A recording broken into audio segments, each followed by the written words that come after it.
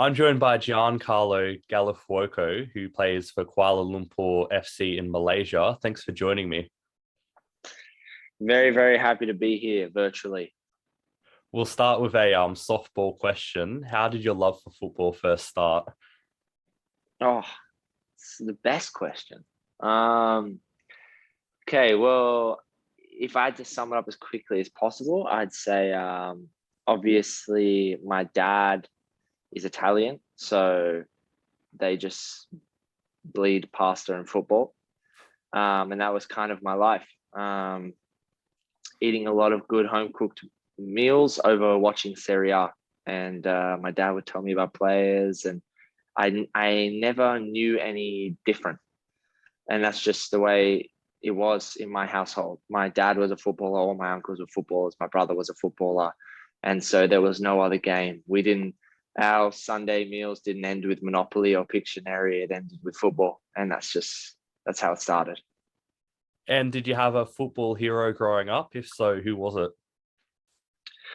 If I have to say professional players, then I have to say Maradona. My family's from Napoli, so he's kind of like a god. But if I had to say my real hero was always my dad. My dad played in the Serie C when he was younger, and for me, he was a superstar. He was the one who taught me everything, and my whole life I wanted to play with him, play as good as him, be as good as him, impress him. So I would have to say, really, it's my dad. And one thing that probably would have impressed him is when you turned 18, you signed for Tottenham Hotspur. How did that move come about, and what was it like to sign for such a massive club? So it's kind of a crazy story. When I was 15, I moved away from home and I went to the AIS. And it was kind of the first time in my career, and I'm sure a lot of young upcoming players, it's why I like to tell this story, because I want them to know, success is never linear. It's always got its peaks and its troughs. And it was the first time kind of going out in New South Wales where I was playing on a national scale, like we were in the under-17s national team. And it was the first time I had kind of experienced a coach not preferring me, So when you're playing in Sydney or you're playing in Melbourne, you're playing in your local club, most of the players that are going to get it through there, you are quote unquote the boy of your club. You're the main man, you're confident, it's easy. And then as you get older, it gets harder and it gets harder. And at 15, 16, I was playing with the under-17s, Joeys. And we played this game to qualify for the World Cup. It was the quarterfinal of the Asian Cup. And we were playing UAE. And we were down 2-0 at halftime. Miloš Dejanek, Connor Chapman. We had a pretty full started squad. And I was on the bench. And for some reason, I had never played that position in my life. I was a midfielder at the time. My coach decided at halftime to put me on as striker and to bang the ball long, for lack of a better term. And to make a long story short, I scored 2 goals. We won 3-2. And the game gained a lot of attention. For the first time ever, I was getting calls from agents globally, which was so strange for me.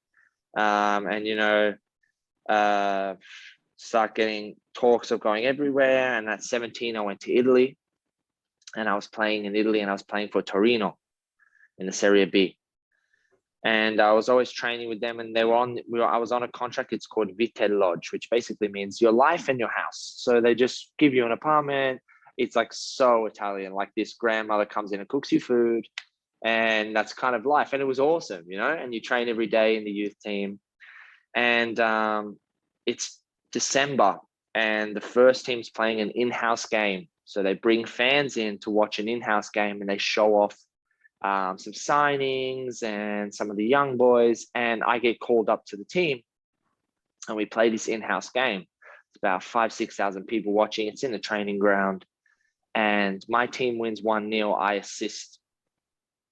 Not to toot my own horn, but I do a nice little pass. Striker goes over, scores.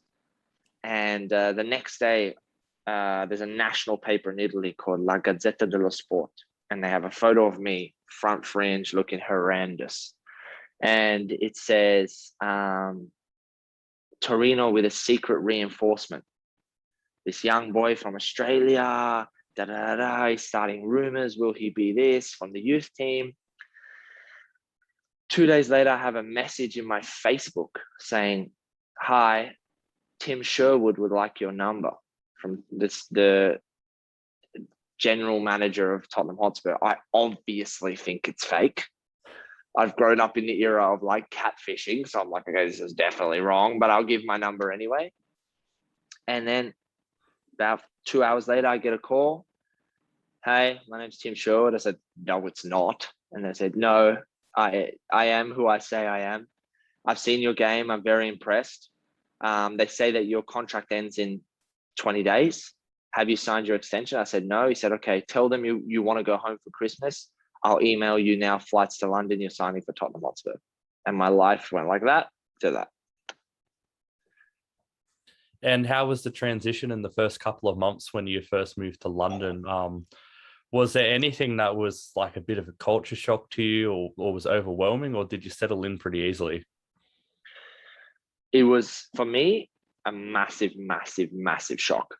Like I was saying to you before, you know, I was blessed that I was in New South Wales and relatively cushioned. And then I went to Canberra with the AIS. I was playing national team, and yeah, that got harder, but these are still players I know. And then I went to Italy and I was youth team. And also Australians to Italians, we're like machines. Like my nickname in Torino was the Iron Kangaroo because I could run so much. You know, I was like this physical beast. I was playing with all these boys, 1 or 2 years older than me, but I was tall, I could run. And then all of a sudden I was in Tottenham's first team and everyone's faster than me.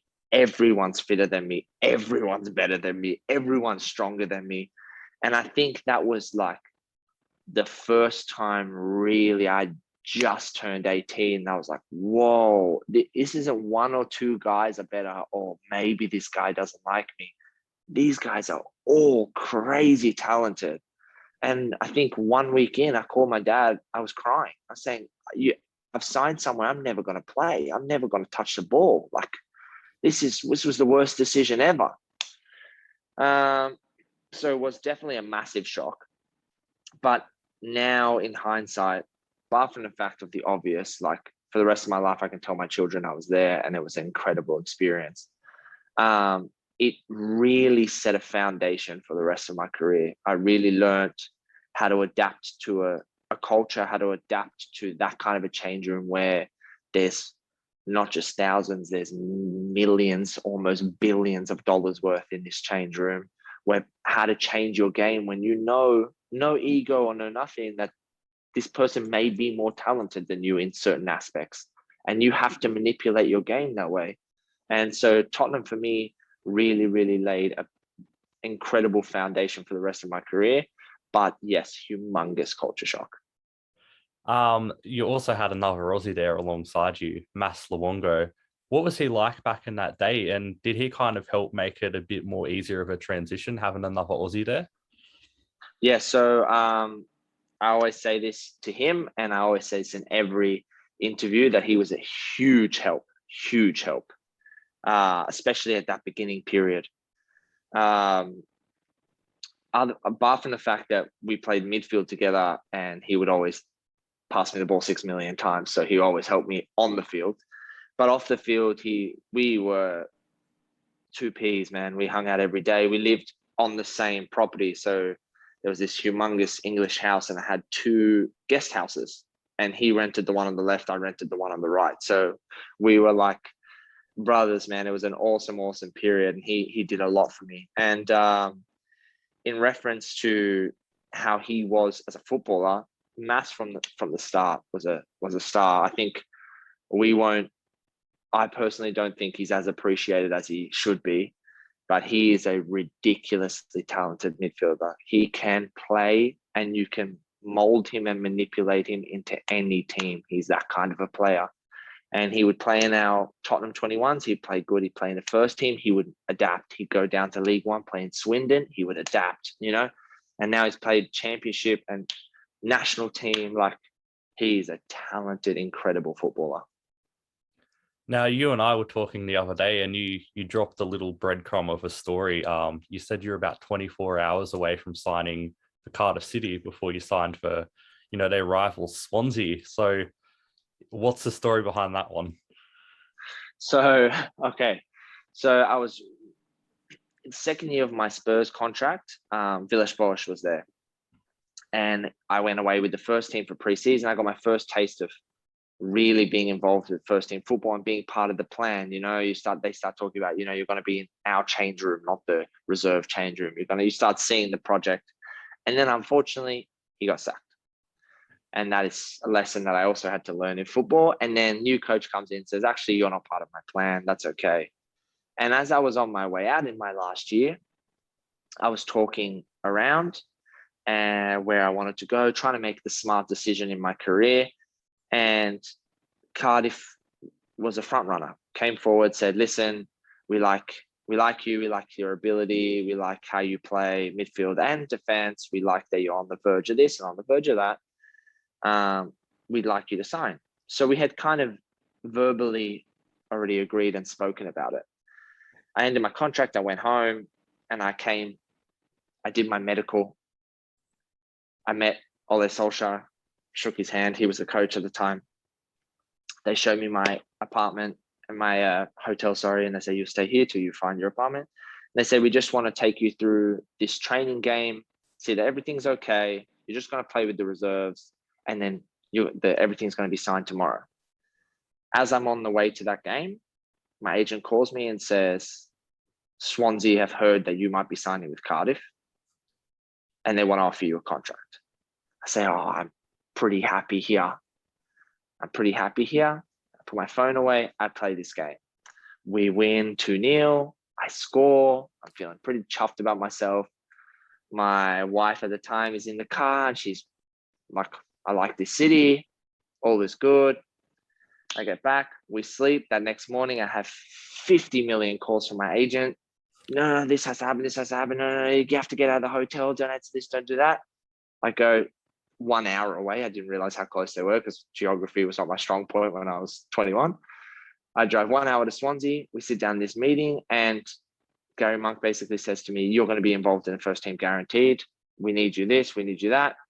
And probably pretty rude, but on literally the deadline day of where I was supposed to sign, done. I had just signed for Swansea. No idea that was going to happen. They also had another Aussie there at the time, which was a huge, convincing point for me, a attractive thing for me. And then all of a sudden it was done. I felt pretty rude, to be honest. I had just shook the coach's hand 24 hours before. But yeah, out of nowhere, it all changed. I think they were also at the game and they saw me play, and then I was a Swansea City player. And it wasn't too long after that you ended up back in Australia with Melbourne Victory. Did you know much about the A-League before signing? And what was your thoughts on Australia after playing there for the first time professionally? So obviously I'd watched a lot of A-League, just being Australian, and always staying up to date with the league. And it was at that time for me, it had also, I think I was 22, and I had been about 7 years away from home, and after Swansea, not once again, never a regret or anything, but another time where I had been with a team and just been always so close but not played, so close but not played. And I just really wanted to get first team football. And so Kevin Muscat called, and I was playing with the young Socceroos, and he basically pitched me on this idea that I was going to be kind of learning under Mathieu Delpierre, that I was going to have this kind of role model in front of me. Also, Kevin Muscat was a tough defender, so someone who has many valuable lessons he can teach you. And that kind of won me over. I was trying to see the bigger picture, you know? And so it was like 1 a.m. in the morning. Because I was in the UK, and we had a 1 hour conversation, and then that kind of just sold me. And then I was on the plane back home. And then after only a season, you ended up back in England, a couple of shifts in the lower leagues with Torquay and Dover Athletic. Now, everyone I talk to who's played in the lower leagues of England say some of the toughest football you'll find in the world. So from your experience, do you think that reputation, is justified? Yeah. So the unfortunate thing about the Melbourne choice is that we just didn't see eye to eye once I touched the ground. I never believe it's a fault of anyone. Sometimes some people like this and some people like that, and it just didn't work out.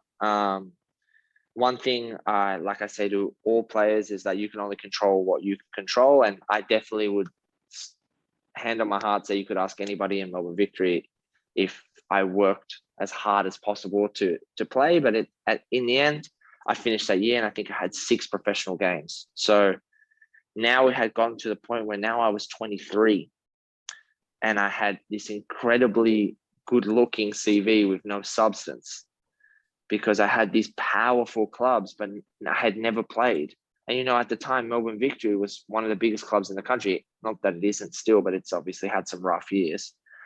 And I just had no substance behind me. And, 1 year before, I have Ange at Young Socceroos camps saying, oh, he has a bit of potential. He has a bit of potential. And now it's 1 year later, and that's getting taken away from me because the same questions being asked that I haven't played these games.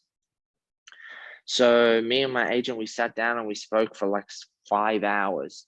And the plan was, how quickly can we rack up that number? And he said, listen, if you go down in the English leagues, then you have a better chance of playing every single game. But also they play 50 odd games a season. So in 1 or 2 years, you go from the rookie to the vet. They'll say 24 years old, 25 years old, he has 110 games. The whole opinion will change. So obviously not a nice thing to say, but monetarily, you're going to take a sacrifice.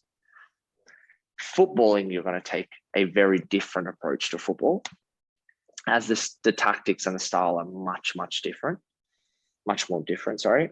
And we sat down, I thought, yeah, I'm going to do it. How hard could it be? Which was a stupid thing to think, because it's very, very, very, very, very hard.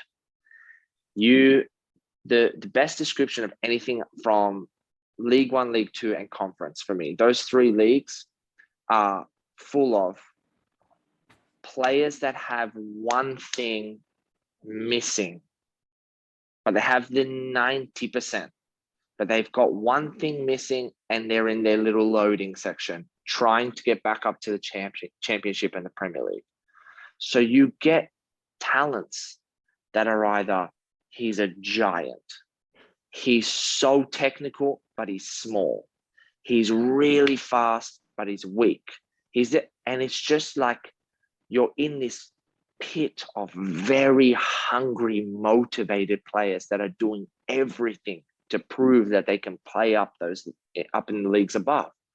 So every game for 100 games in those 2 years was like a cup final. Every time you have just 22 fully motivated players trying to prove they're better than where they are. And that, for me, is why that league is the toughest league I've ever played in. And after your 2 stints there, you ended up back in Italy in Serie C. Now, speaking of reputations, Italy's got a real big reputation for defensive mindedness. Did you find that to be true during your time in Italy? Obviously, you probably would have loved it if it was, being a defensive player. So, Italy was so close to perfect. I signed a 2-year deal, city just outside Rome called Rieti. And my family's from Napoli, which is only like a 2.5 hour drive. So it was actually could have been the perfect move. I got there and I started to really learn football as a tactician, other than football's physicality. England has it really driven into you, and I say that with no disrespect. It's just their biggest motivator is you're not performing, get stronger, get faster, be more efficient. That's always the answer. So, at Spurs, when I was kind of converting to a more defensive midfielder, centre back, it was like, okay, this is what you need to do. You need to start doing weights every day. You need to start eating like this. You need to start getting to this speed. And that's kind of shaped my career because I've had that drilled into me. But in Italy, it's about everything, every tactic, every possible technique and once again, maybe poor choice of words, but to cheat or to manipulate the game in your favor. You need to know 3 or 4 formations like an NFL playbook. And when I call it out, you have to all shift into place. You need to know where to go, what to do, how to slow the game down properly, how to not let this happen, how to manipulate the ref so that he's going to be on your side. Italy really taught me that side of the game. And that 6 months there, which should have been 2 years, but that 6 months there, I got an incredible education into how they think, all the little things that they'll do to even out the playing field, And after that Serie C adventure, you come back to Australia, firstly with a short stint with the Wanderers on an injury deal, and then with the Mariners, where, to be honest, you had pretty unbelievably good form. So what was it about the Mariners that brought out the best in you? So Rieti ends because there was a bit of a financial problem. So at the 6-month mark, I had only been paid a month. So I kind of went into the office. I said, I'll play one more week. And then I'm going to go if you don't pay me my money. And unfortunately, it's a horrible thing, but this is also my job. I have bills to pay. I have a family to look after. So I hated that it ended like that, but it had to end like that. And then I always think there's a plan. And, 1 month later of being home, Western Sydney Wanderers get an injury. JP knows me, calls me. And that kind of reminds the whole of Australia that I exist, which is obviously a fantastic thing. Then I moved to Central Coast. And once again, I moved on the 2-year deal, and I loved it there. I really, really loved it there. But I think you can probably tell from how, whenever I explain any story, I think sometimes a burden of mine is that I might be overly ambitious all the time. So I, maybe from things that have happened around me, or I don't know what lessons have happened in my life, but I always believe that, like, why not shoot as high as possible if there's 1 in a million chance that it could work? And when I got to Central Coast, I started to I felt as though I really, really found my form, but I was struggling so much with a groin injury. And it was really, really tough. Like, I know everybody thinks they've gone through the hardest pain, and I'm sure that there's a million people that went through worse. But in the FFA Cup game, 42 minutes in, pre-season, 3 weeks in, I tear all 3 of my groin muscles, my abdomen muscle and my hip flexor muscle, 5 muscles out of the blue, bang. And then 8 weeks later, I'm supposed to be 1 week from starting to train with the team. And grateful, because it means he liked me at the time, but Stadge has a bit of a panic attack. Okay, we're 1 week from Western Sydney starting, and he says, I need you to play. I haven't even had a full session yet. But of course, like any footballer, I said yes, but I can't move properly. I can't shoot. I can't do this. Just don't tell me what it is. Give me whatever painkiller I need, and I'll play. And for about 9 weeks or 8 weeks in a row, that is how I was living my life. bang, bang, bang, bang, bang, taking everything that I could. And I'm very grateful that you say that, but I felt as though I was able to manipulate my game through that kind of pain. But then I can't remember, I think it was after Sydney FC. This was when I had my little clash, and I hope that I see him in the future, and maybe I could have said some things better. Maybe he could have said some things better, but unfortunately, we came to a bit of a clash because I was saying, I can't do this anymore. I can't take the tablets and then play. I'm not playing properly. I'm in pain. I'm struggling to sleep. My stomach at that point was, I'm sure, Nurofen put a hole from my esophagus to my toe, and I think maybe he thought that I wasn't put in the team first, maybe, or he took it as an offense.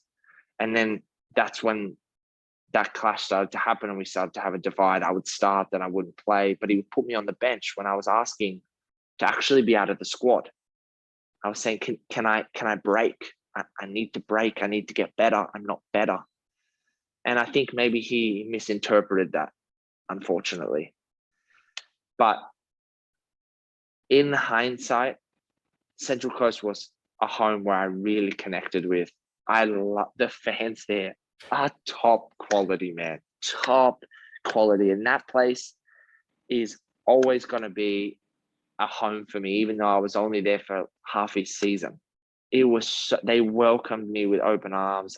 Every time I went to Terrigal, everybody treated me like I was their cousin, and I love that. It was such a special place for me. My wife loved it, and if there was any place in Australia where I would think about coming back after this, that would definitely be number one on my list, because it was really, really, really, really good memories for me, a beautiful place. But unfortunately, we had a bit of a divide occur.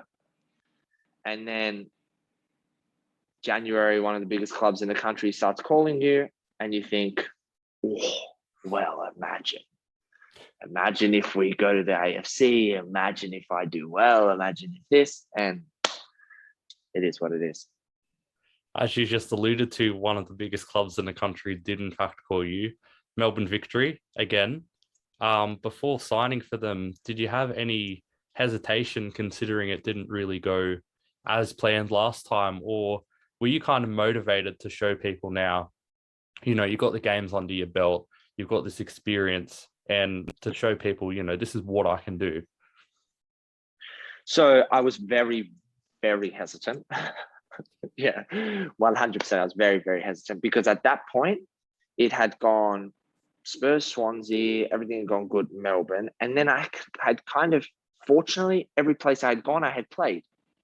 And, like even with Western Sydney, I had featured every game. Central Coast, I had practically featured every game. So I had built my place up to believing that I'm always good enough to start or feature. And when Melbourne called, the temptation for me was that I was back at a really prestigious club. And to be honest, and I'm honest, I think I'm honest enough and open enough to say that definitely a motivator was I wanted to prove to my coach that you're not listening to me, and you think like you can do this to me, someone else will come and take me and I'll prove the point. And I now in hindsight don't think that was very smart, because one, I prefer playing midfield to centre back, and I was playing midfield in Central Coast, and Melbourne had told me I was going to play centre back. I was the replacement for Thomas Dang. You were going to fit in. And two, I had become so motivated by wanting to prove my point. I had forgot my point originally, which was I actually doctor's orders needed a break. I really actually just needed a break. And I had become so fueled by the fact that I wanted to prove my point now that I had forgotten the original point, which that's why now in hindsight, I feel bad that I did that. I don't necessarily think that was a smart decision. But I just really believe that the Champions League was a huge opportunity for me to show Asia what I could do. And my dad would say to me all the time, listen, and he's right. Speaking statistically, midfielders from Australia don't necessarily a lot of the time make the jump to Asia, but centre backs do, because they see a big, powerful Aussie centre back, and we fit the bill. That's what they want us for. We're good in the air, we're athletic. If you want to go there, if that's the next chapter, centre back is actually perfect, and you're going with a club with probably the biggest reputation in Asia because it's always there. Sydney FC and Melbourne Victory, always in the Champions League. So that kind of fueled that decision. And as much as I was hesitant, I had been speaking to Carlos, and Carlos knew everything about my game and liked it. Liked that I was a defender that once I was defending, put defending first. And when he spoke to me and he spoke about what he had and what he liked that I had, he saw little things in my game that really made me believe, oh, he really likes me. Doesn't just want me that fits the bill. He likes me. And he would mention little things. And I don't know, like obviously we have never spoken about football for hours on end, but I love playing midfield because I believe that a midfielder should have the freedom and the confidence to be on the ball and express himself. But when you are a centre back, I really believe that the most important thing is defending. And I think now that we are so obsessed with the Premier League, we see Stones, Van Dijk, players who are 1 in a million who can do both. But to try to be the 0.01% instead of the 99%, I don't think it's what every player should try to do. I think it makes mistakes. So he was saying to me, I want a defender like you who's going to come, win the ball, and then give it to the fullback, give it to the midfielder. That's what I want. And he had sold me on that. Also, Carl Valeri used to be my captain, and he was the technical kind of, like he was not the intermediary, but he was like kind of helping us do the deal. And he had really made me feel that I was making a good choice. Had a nice little segue earlier. You mentioned, Asia. You mentioned getting your foot in the door in Asia. You are now in Asia. You're in Malaysia with Kuala Lumpur. How did that move come about, firstly, and how are you liking it so far? So, COVID, man. So when I go to Melbourne, I'm playing under Carlos, and I'm loving Melbourne so much at that time, playing every week. I think I play 5. I'm only there for about 7 weeks before COVID happens. And I think I play 6 games or 5 games or something. And we go Korea, we play Seoul, we come back, we beat Adelaide, Naboo scores this last minute screamer. We draw with Newcastle, then we play another AFC game. We versus Chiang Rai, we beat them. And I'm thinking to myself, I don't need to go to Asia. I love it here. I have a meeting with Carlos, and he says, listen, Giancarlo, as long as I'm here, you're here. And everything, me and Donachie are super close. Me and Lawrence Thomas are super close. Me and Storm Rue are super close. And me and Andrew Naboo are super close. So I'm thinking at that point, I'm not going anywhere. I love it here. I'm going to be a Melbourneian for life. COVID happens. Carlos leaves. Whole different vibe. Completely different opinion. And once again, like I always said to you, sometimes you don't see eye to eye. Rebner comes in, and I am nowhere near the plan. But also, Donachie's no longer in the plan. They've already told him, it's okay, you can leave. This person can leave. This person can leave. This person can leave. So I start having that obsession again about Asia, thinking, you've only got football once. You've spent your time in Europe. You've had your time in Australia. Conquer the last thing in my head. And I start putting these little hints out to agents that I know and just saying, hey, listen, I'm looking to go here. I'm looking to go there. And I start kind of putting the bait out. And fortunately, because of those Champions League games, people knew who I was relatively, so they can say, oh, that's the guy who played against Seoul. That's the guy who played against it. Oh, I saw you last time with Melbourne play against Suwon and play against. That's the beauty of the Champions League. And it gets to post-COVID, preseason's about to start, and Stajic calls me and says, would you like to come back to Central Coast? That exact same week, a club here calls me and a club in Korea calls me. But all the conversations are, would you like to? What would you like? We're thinking about you. No one's throwing a contract at my face. It's like you flirt a little bit. It's date one, you know? So that caused a moment for me where I had to decide, okay, what do you really, really want? Right now, you have the option that if you choose one of these, you might lose the other. And I think that was good for me because it gave me clarity. And I thought to myself, you know what? Yeah, Central Coast will be beautiful. Yeah, Korea would be beautiful. Yeah, this would be beautiful. That would be beautiful. But which one do I really want? And I really wanted to go to a market where I felt as though I could be a bigger fish. I really, really wanted that. And then Kuala Lumpur had watched me play against Seoul. One of the guys who was the commentator has now become part of the background staff. So he had put my name forward to the coach and said, I saw this defender play against Seoul. He's Aussie. He's just finished his contract. Not a bad looking boy, and he's pretty good, right? And the coach called me, Staj called me, and the Korean coach called me. And I had to sit down with my wife and say, okay, what are we going to do? How are we going to make this decision? And like I was saying to you before, it just all came down to the part where I felt like I wanted to be, I was at the part of I'm at a certain age and a part of my career where I felt like it would be nice to be the focal point. It would be nice to be the center and build a legacy somewhere. I had just chopped and changed so much. You know, I bounced everywhere because I was always from Spurs. I wanted to play for the first team. I went to Swansea. I wanted to play for them in Melbourne. And I'm doing all this stuff, like always searching for that next step, being that's going to be the one that's going to make me a Socceroo and make me this and make me that.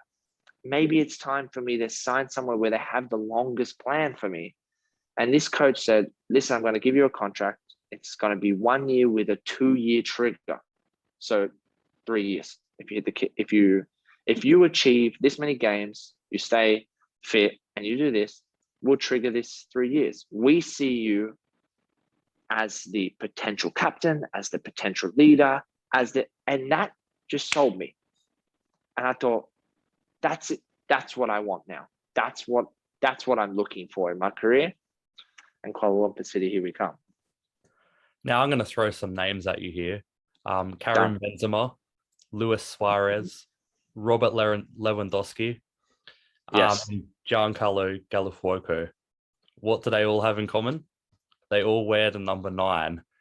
So you're a centre back, and number 9 is pretty rare to find for a centre back. So basically, how did you end up with such a bizarre number? Okay. So I'm going to say my interview answer and then the honest answer. My interview answer is that I always feel like foreigners need to stand out, and I didn't want to do something crazy with my hair, so I thought I'd do a crazy number.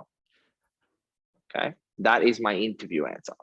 The honest answer is, by the time I had signed, all the good numbers were away. And the only options were 13 or 9. And 13 for me is bad luck. So I said, there's not a chance in hell I'm signing as 13. I'm signed as 9, and I'll say a joke that they got the 6 upside down.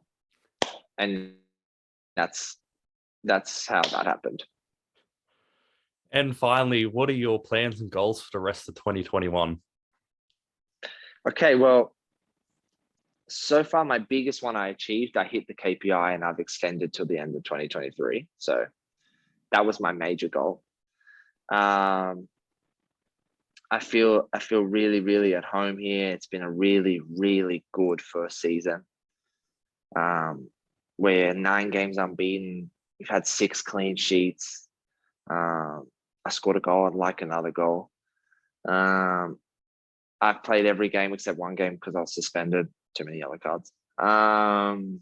So to be honest, you've called me at a time where most of the goals, which I'm so grateful for, but most of the goals I've achieved of my 2021 season. But now I think if I had to say what my goal is just to complete the season on this high, continue to perform at this level. I think we've played 18 games and I've been in team of the week 5 times. I want to just not slow down. There's 3 games left. It's against the top 3 teams.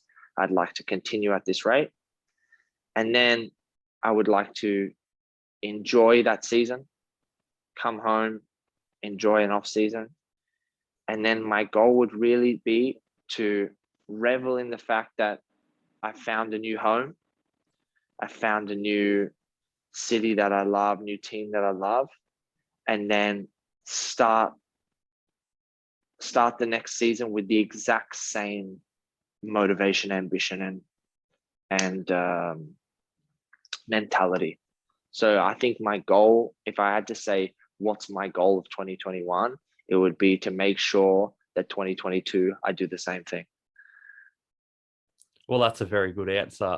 Thank you for joining me today. It's been an absolute pleasure. My pleasure, man. Thank you so much for the call. Hope you look after yourself, stay safe. The world's upside down, bro. So please wash your hands and have your vitamin Ds and do all you got to do.